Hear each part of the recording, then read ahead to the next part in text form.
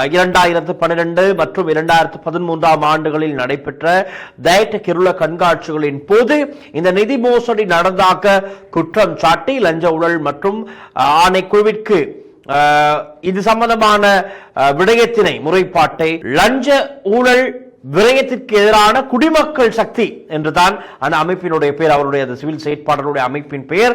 அந்த அமைப்பை சார்ந்த அந்த நபர் இன்றைய தினம் இந்த முறைப்பாட்டை பதிவு செய்திருக்கின்றார். இதனை அடுத்து இது சம்பந்தமாக தேடி பார்க்கப்படும். ஏற்கனவே இந்த தயட்டக்கிருள்ள திவிநகும இப்படியான பல நிகழ்வுகள் சம்பந்தமான இதன் பின்னணியிலே மாபெரும் ஊழல் மோசடிகள் இடம்பெற்றிருப்பதாக தொடர்ந்து முறைப்பாடுகள் முன்வைக்கப்பட்டது. இது இன்டர்நெட் அல்ல, நல்லாட்சி அரசாங்க காலப்பகுதியிலேயே தான் இதற்கான பல முறைப்பாடுகள் முன்வைத்து விசாரணைகளும் ஆரம்பிக்கப்பட்டது. அதன் பிறகு அந்த விசாரணைகள் எல்லாம் என்ன ஆனது என்ற ஒரு கேள்வி இருக்கின்றது. அப்படியே அது மந்தமாகி காணாமல் போய்விட்டது. ஆனால் இப்பொழுது நாங்கள் பார்த்து வருகின்றோம், கடந்த ஒரு சில வாரங்களாகவே இந்த விசாரணைகள் பல வழக்குகள் சம்பந்தமான விசாரணைகள் துரிதப்படுத்தப்பட்டு வருகின்றது. அதிரடியான அறிவிப்புகள் வெளியாகின்றது, அதிரடியான உத்தரவுகள் பிறப்பிக்கப்படுகின்றது. ஆகவே அந்த வரிசையில் இந்த விடயமும் இனி இணைத்து விசாரணைகள் தொடரப்பட போகின்றது.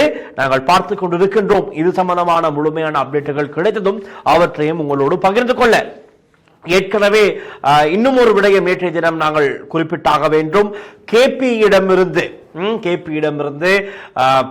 வாங்கப்பட்ட நகைகள், தங்க நகைகள் எல்லாம் என்ன ஆனது என்பது தொடர்பாகவும் இப்பொழுது விசாரணைகள் முன்னெடுக்கப்பட்டு வருகின்ற நிலையில் முன்னாள் ராணுவ தளபதி ஜெனரல் சரத் பொன்சேகா நேற்றைய தினம் அழைக்கப்பட்டு அவரும் விசாரணைக்கு உட்படுத்தப்பட்டார். அதாவது அவரிடம் வாக்குமூலம் ஒன்று பெறப்பட்டிருக்கின்றது.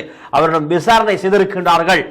என்ன நடந்தது, தங்கத்துக்கு என்ன நடந்தது, இந்த ஆபரணங்களுக்கு என்ன ஆனது என்பது குறித்து கேள்விகள் கேட்டிருக்கிறார்கள் விசாரணை அதிகாரிகள்.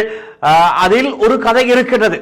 பல படியான டன் கணக்கான தங்கங்கள் ராஜபக்ஷ காலத்திலே இவர்கள் முறைகேடாக அதை விற்று பணம் பார்த்திருப்பதாக சமூகத்திலே ஒரு குற்றச்சாட்டு இருக்கின்றது. அது உறுதி செய்யப்படவில்லை. இருப்பினும் அப்படி ஒரு கதை இருக்கின்றது. அதை உறுதிப்படுத்தும் விதமாக அது சம்பந்தமாகவும் பல முறைப்பாடுகளை செய்திருக்கிறார்கள். நான் நினைக்கின்றேன் இனிவரும் நாட்களில் அது சம்பந்தமாகவும் விசாரணைகள் முன்னெடுக்கப்படும் என்று.